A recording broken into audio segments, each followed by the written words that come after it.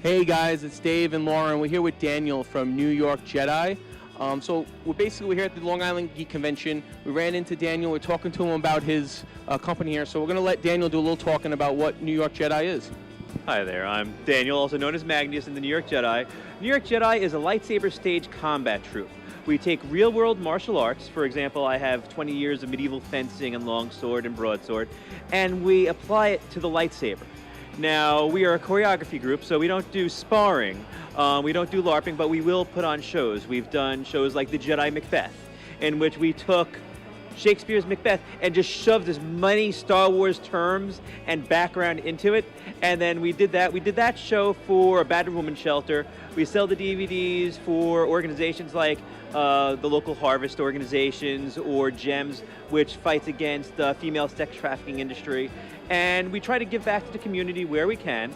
So we take a lot of real-world martial arts and apply it to lightsaber choreography with real-world fighting, just to give more flavor and realism to what we do. But our fights are choreographed, so we put on various stage shows. Well, that's really awesome. And are you localized on Long Island, or are you guys everywhere?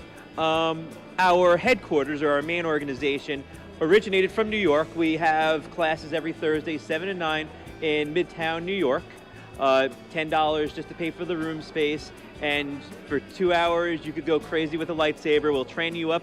By the end of your first class, you're going to have a lightsaber fight. Because one of our jokes is, if it is your first day, you're going to fight.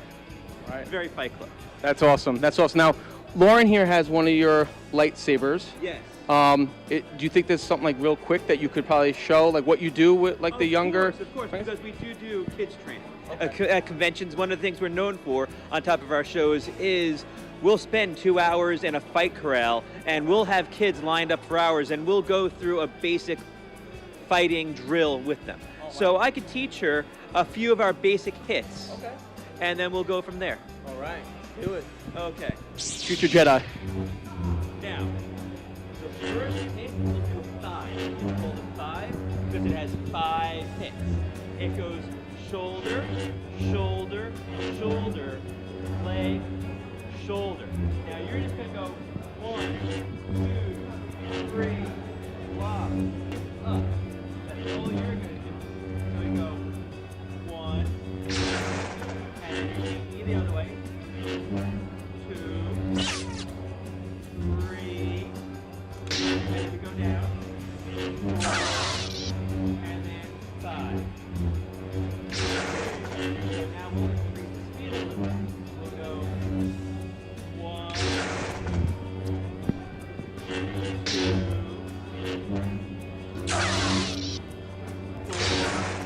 4, 5.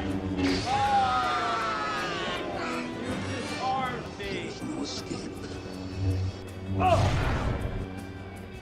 Oh, that was awesome. So, what'd you think of that? It was cool. Yeah. I just have no idea how to do Did stuff. you have fun? Yeah. Well done, Pat. Well done. Well, that's great. And where could people find you guys? You go to Facebook and look up New York Jedi. You could also look us up under Saber Wars. If you reach out on the Facebook messaging page, you'll message and we'll get back to you within a few hours of the message. And we'll let you know where our classes are. It's posted on Saber Wars as well as our New York Jedi Facebook page. All right, awesome. And so real quick, since we're talking Jedi, so what are you looking forward to in the new movie coming out? What are you waiting for? I don't think there isn't anything that I'm not looking forward to. I mean, from what we've seen of the trailers and the teasers, we have new stormtroopers, we have chrome troopers, we see the Millennium Falcon, we see something like a cross-hilted saber, so we have new types of lightsabers. How awesome was that trailer at the end with Chewie and Han Solo? I mean, we've all looking to see what happened to our favorite characters. Mm-hmm. It's been 30 years, and I like the fact that from what J.J. Abrams said, it's going to be heavy on the original cast with these brand new characters, and then we know it's going to transition into the newer, younger characters, but at least they're not going to be like, hi Chewie, we're home, and then that you don't see them again. I get the feeling it's going to be their story passing the torch. Well, it's kind of like JJ with Star Trek, what he did with that, infusing some of those older characters, Yeah. Now, real quick question. Are you a fan of Walking Dead? Love it. Great show. Okay. Team, if you had to pick, who would you want to follow? Rick or Daryl if he was your leader? Who would you want as your leader? I would say Rick. Rick. I've also read the comics and I watched the series, and there was one scene that Rick had. It was in the comic, and they kind of had a little bit.